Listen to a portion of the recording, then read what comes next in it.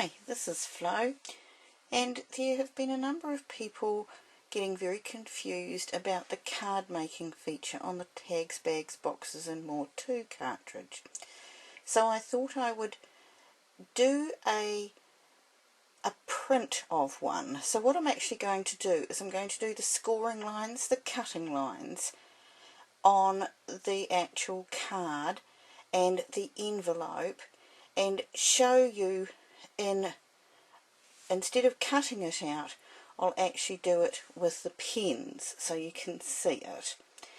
So what I'm going to do is I'm going to press the feature key, which is the card feature, and I'm actually going to pick this button here, which is the lattice basket button. It's the Easter basket.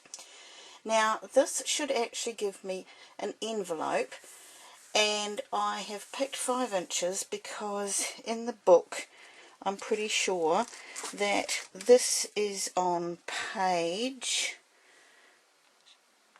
49.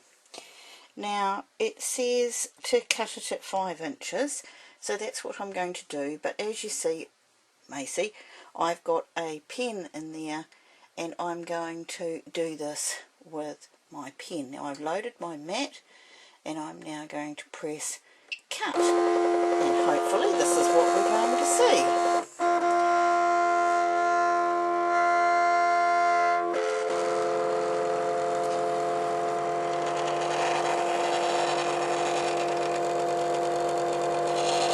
Now you'll see it's just finished, and I'm now going to choose the shift for the same feature button, and that should do the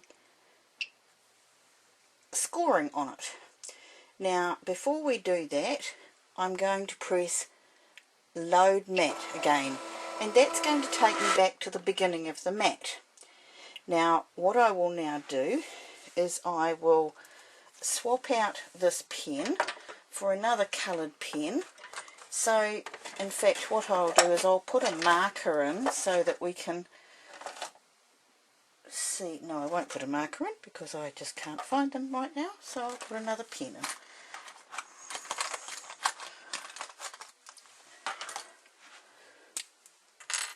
I'll put a blue one in, but now if you had cut that, what you would be doing now is swapping out your blade for your scoring tool. What I'm actually going to do is swap out one pen for another pen and put that back in there. Now remembering with your blade you'd have your arrow forward, but with the pens it doesn't matter about that. Now I've picked the shift button, and again the same card feature, and I'm going to go cut, and hopefully this is now going to do the scoring for, oh, well it would if I pressed the button.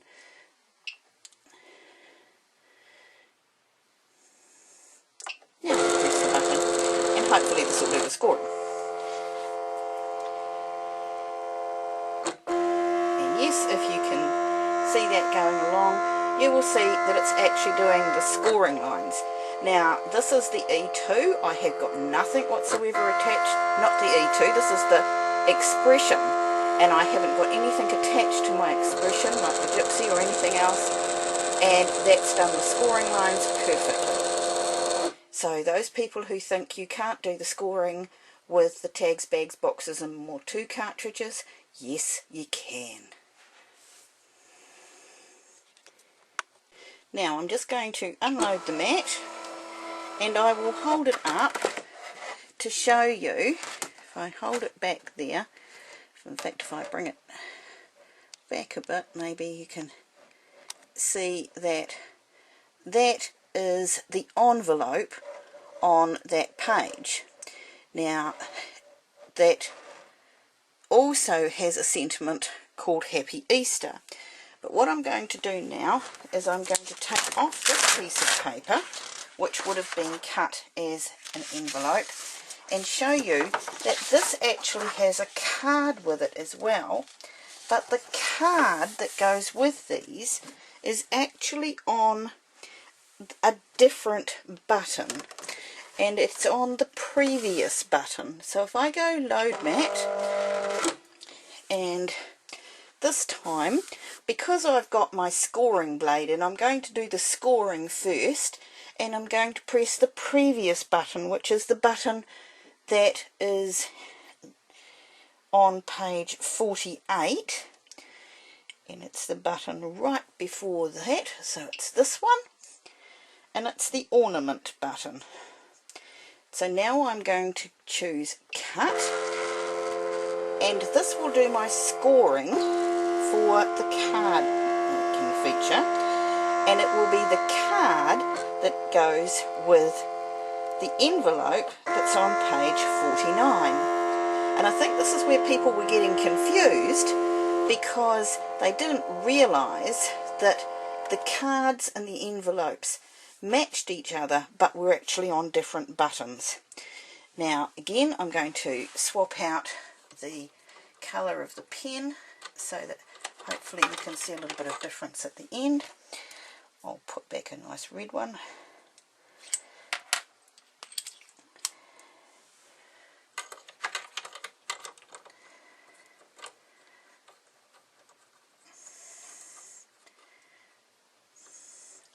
Now again, I'm going to take the shift lock off this time, press the same button.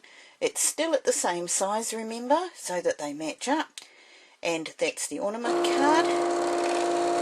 And this one now will do the outline of the card, and this is what you would be cutting. Whoops. We're going to stop that.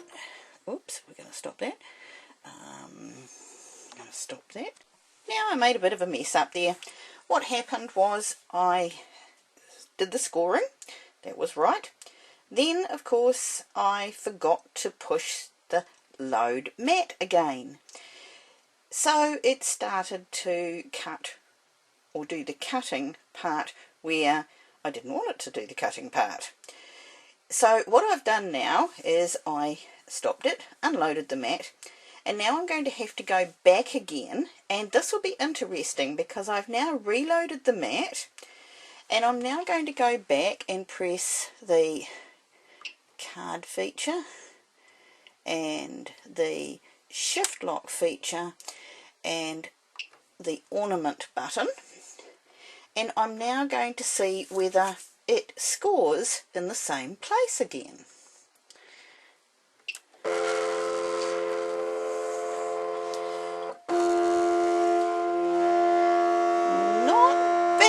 By the look of it, a little fraction out. It's probably about 1/2 millimetre, which would be 1/32 of an inch.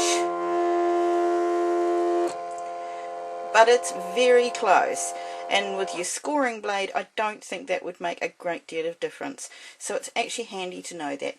Now, to be correct, we have to push load mat again, and this time we're going to do the cut feature of the card. So we're going to take the shift lock off, press our card button again, and we're going to press cut, and this is going to do the outline of what the Cricut would actually cut if it was cutting.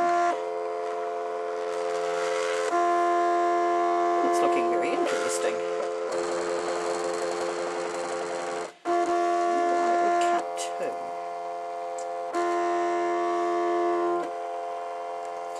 Now it looks like it's cut a little frame out of the first one and a little frame out of the second one. I haven't studied this card very hard because there really isn't a picture of it.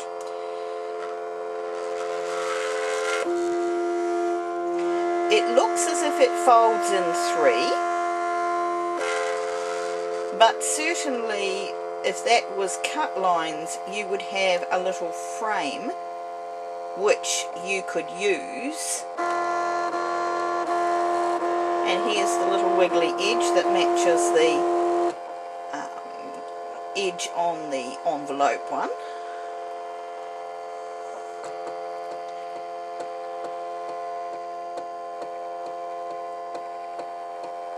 And there it's finished. Now I'll do the unload mat. And you can see here, hopefully, that that has actually cut out, or it's drawn out, in this case, the outside line for the card. The card feature folds in 3, and it's drawn out 2 little windows. When you fold that card in 3, you'd be able to see through the 2 little windows in the front to the back. I'm not sure what you would do with the little frames, but let's give it a go. Now, you can also possibly see that there's almost a purple line because I've done one in blue and one score in red, so I've scored in blue and red there, and they are very, very close, even though I actually reloaded the mat. And that's how you do your card feature. Next, I'll have a look at the sentiments and see where they line up. Now I have loaded the mat again. If I was going to do this sentiment, I think possibly maybe I shouldn't have unloaded the mat, I should have just used load mat again. But this time I'm going to use the sentiment of Happy Easter, which is on page 49. And so that's again on the lattice basket, or the Easter basket. And it's on the phrase, shadow card phrase. So we'll use the phrase, shadow card phrase, and it's on the shift part of that because it's using the gel pens, remember? And we're going to pick the card lattice basket. Keep calling it the lattice basket. It is the Easter basket, but although it makes a beautiful Easter basket, it makes such a pretty basket.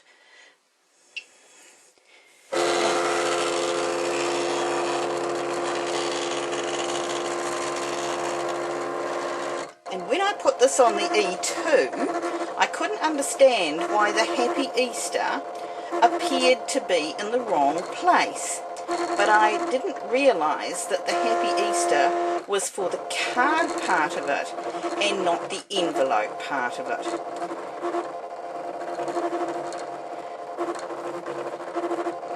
And it's actually really intriguing watching this little thing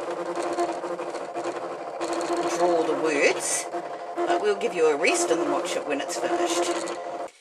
Now, I often, if I am not sure about something, will cut something just in plain paper on my mat to see whether it's going to do what I thought it was going to do.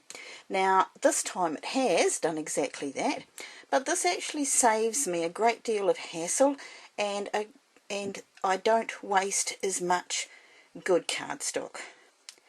And there is the Happy Easter on the card, and I'll now quickly I'd quickly put that together and you would see the finished product, and hopefully I'll do that shortly. Well, I cut out the little card, and this is the little Easter card. You can see it says Happy Easter, it says at the bottom there, and I've made it as a stand-up card, and I've put a little owl in the middle and it can wiggle back and forward. I've done that because my granddaughter just absolutely loves things that move, so I thought I would use the cutouts on either side to do just that. And that will fold down and go in the little envelope, and also put a little double-sided owl in there so that she can see it on both sides. So when it opens up, that opens up and stands up, and the little owl can move. And there's the Happy Easter card that goes into the envelope. Now, here is the envelope that I scored, and you can see that that's the envelope. All I've got to do now is put this together, and my little owl card will close down and it will fit inside the envelope. I'll put them that way. And that one will go down there, fold over there, and this will come down here. And on the other side, my little owls will be the right way up. And that's the envelope feature. Now, this is the little card and the envelope that when it goes together, I haven't put it together, especially so that you can see how it does go together. And the top of it, you'll see, has a little wiggly edge which matches the card. I'll put it over that way, you might be able to see it easier. And that's the card feature. Thanks for watching. Bye.